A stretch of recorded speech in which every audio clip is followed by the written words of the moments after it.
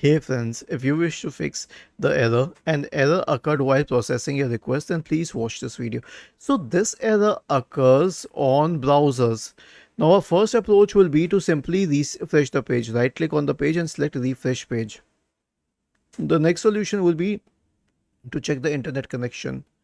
Go to fast.com and hit enter, and we will check the speed of the internet connection. Is it good enough?